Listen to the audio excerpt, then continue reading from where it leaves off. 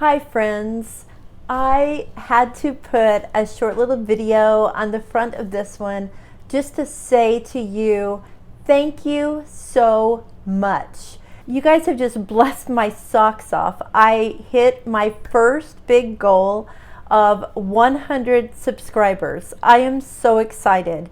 I know that doesn't seem like much in comparison to some of the channels that I watch, but I never dreamed that I would even be making videos.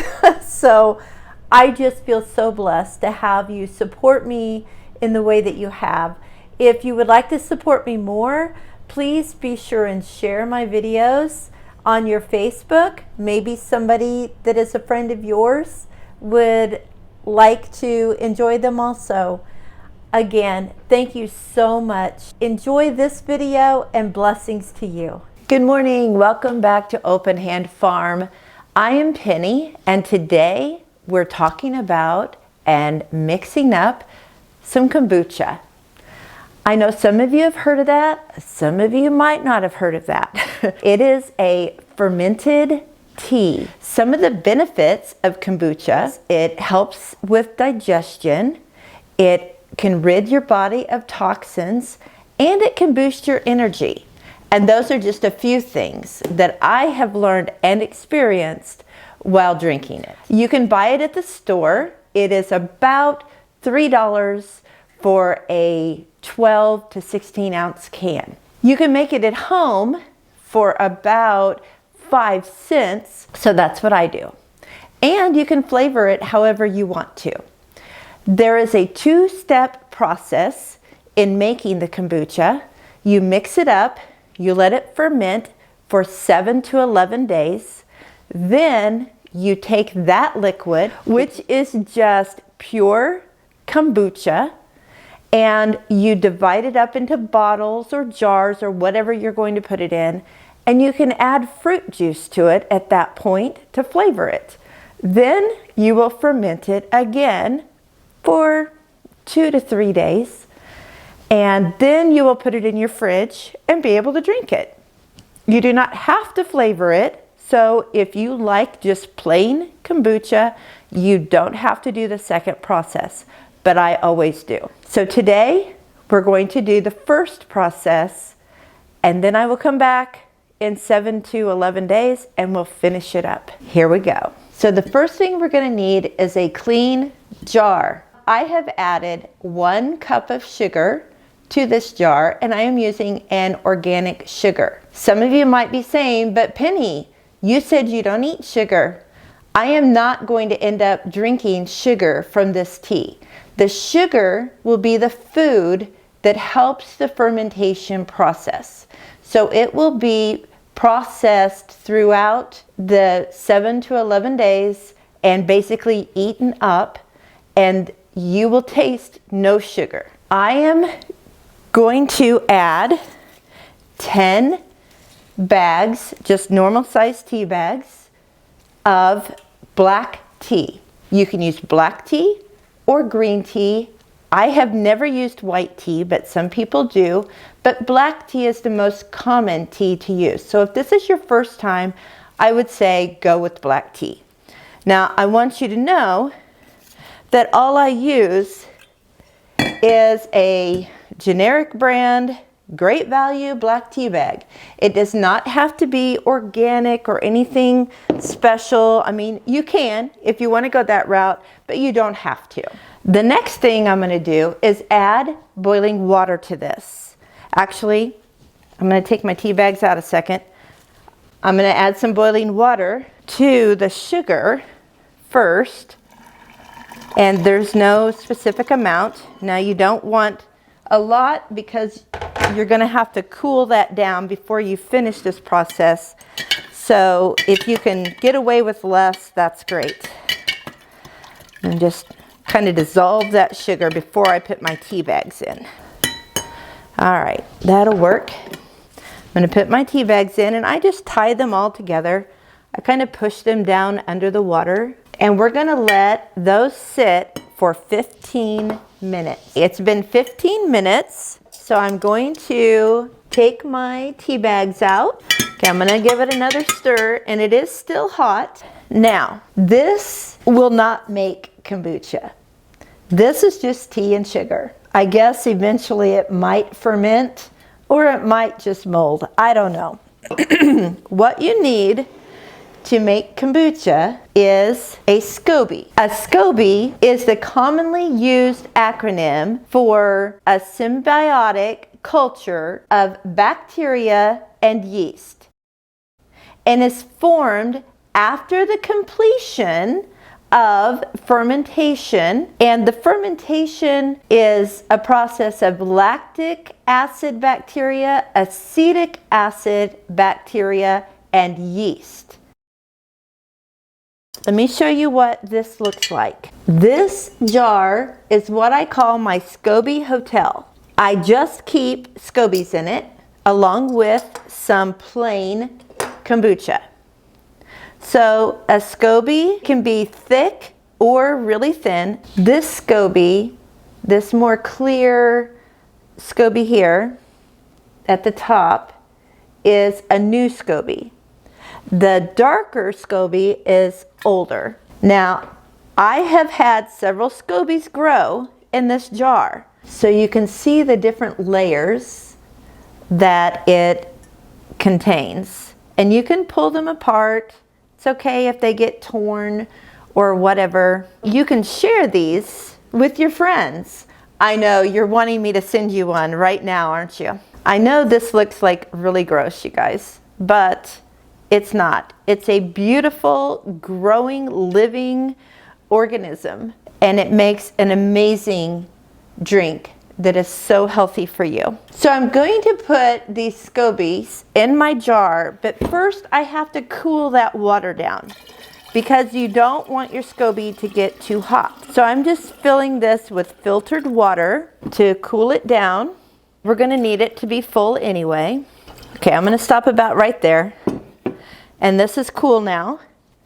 So I am going to add all of my SCOBYs. And the reason I'm going to do that is I don't think I have enough liquid to maintain my SCOBYs while they're making kombucha, because I need a cup of this to go in here to make kombucha. So let me see. Just at a cup. Good. Okay, we're going to pour that in there. Now we will go ahead and put a little bit more water in to fill the jar.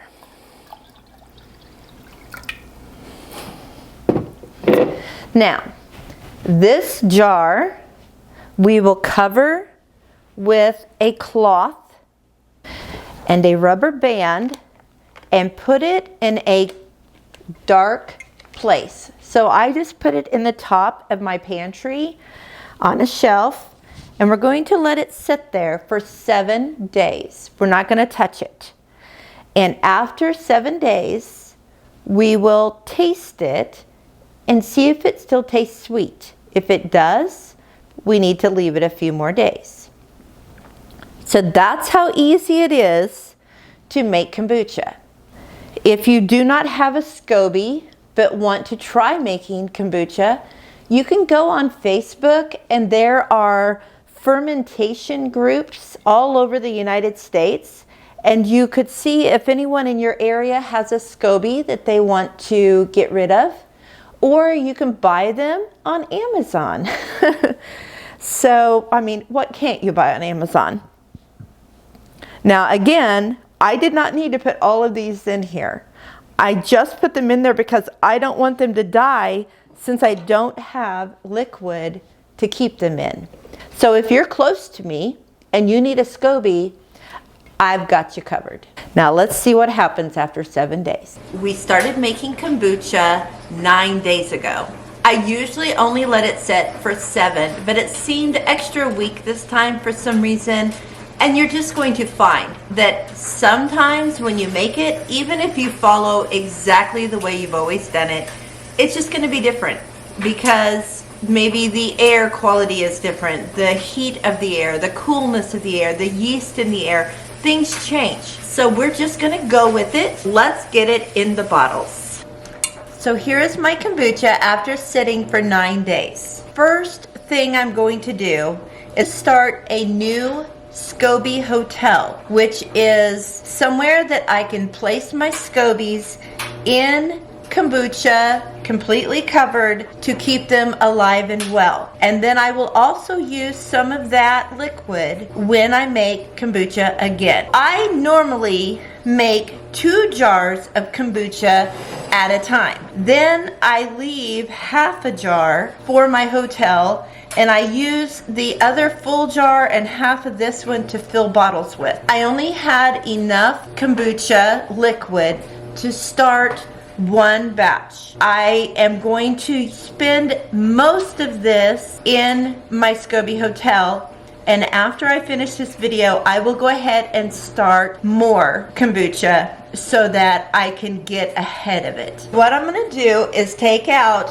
my SCOBYs and put them in their new hotel. I want you to see that I know this has been a good kombucha because it has formed a new SCOBY on top. Do you see that real light white ring around there? That is a new SCOBY that has grown on top of this kombucha. I'm just going to remove the SCOBYs. I'll show you this one. It's very thin, but this would make kombucha, so it's okay that it's thin.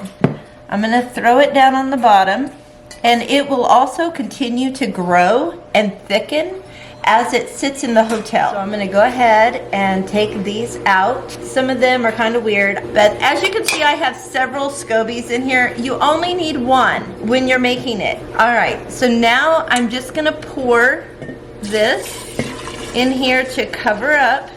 And like I said, I'm going to use most of this as my hotel because I want to make more kombucha after I finish this off, and it will take 2 cups to do 2 jars, plus I need more to cover the rest of the SCOBYs. So this is now my SCOBY hotel.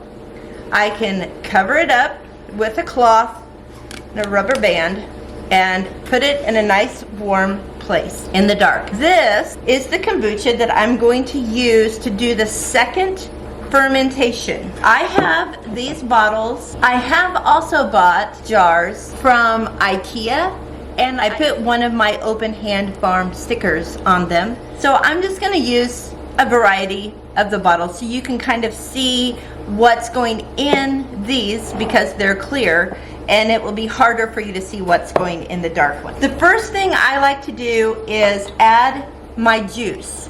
Now, you'll remember when we made this for the first fermentation, we used sugar and tea.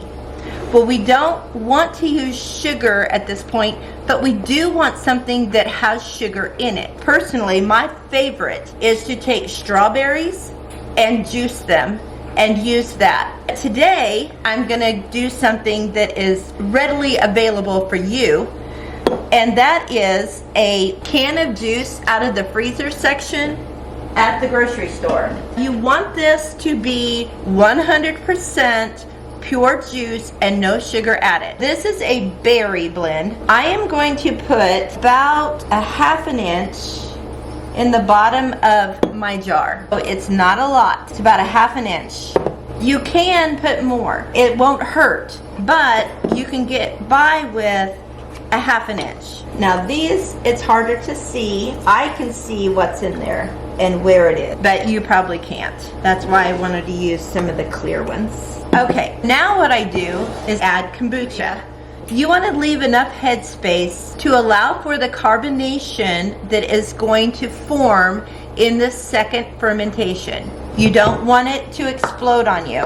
So I'm going to fill this up to about there. And you will see that there are some floaty things in here, little pieces of the SCOBYs, but they will not hurt you. I put this little strainer over my glass, and that will catch anything that is in the bottle. As you can see, there's already some foam in there because this has a little bit of carbonation to it because I waited a few extra days. Looks like I'm only gonna get 4 bottles. Now what we'll do is we'll just cap them We will set them in the pantry in a dark spot for about 2 to 3 days. Now you will want to check these every day. What you'll do is just open the cap, and if it's kind of fizzy, you'll be like, okay, that's about how I want it, because you'll see the fizz starting to come up as you open it, like you do if you open like a 2-liter soda pop and the fizz starts coming up and you're like, oh no, it's gonna overflow. It will get that way if you wait too long. Obviously, I have no fizz, so I'm going to leave this for probably 3 days. But like I said, I will check to make sure how they're doing. Then after they are carbonated and you're happy with them, you'll put them in the refrigerator. The refrigerator will slow down the process of fermentation, but it will not quit. It will keep fermenting. So you will always want to open these over the sink. Like I said earlier in the video, I don't buy store-bought kombucha because I just don't like it. But this I love, and it gets really fizzy. I'm gonna show you one that I had made previously to this. It has been in the refrigerator for about a month. I'm gonna open it and show you what it does. Okay, here we go.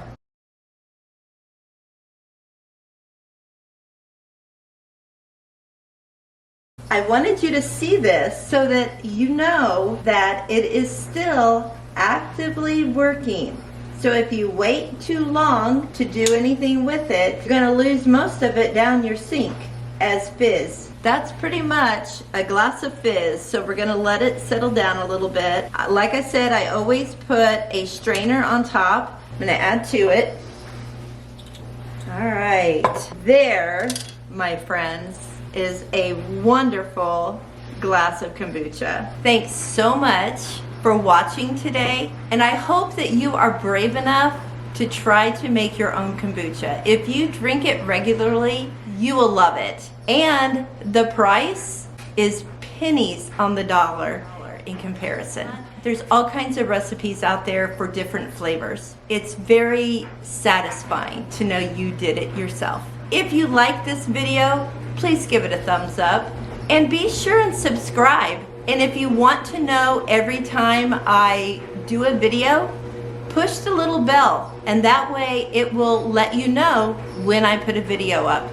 I've been trying to do them every Wednesday and every Saturday. I don't know if I can continue that once the garden is in and there's work to do and I can actually go outside and do it, but I'm going to try. So cheers to you. Until next time, blessings on you and yours.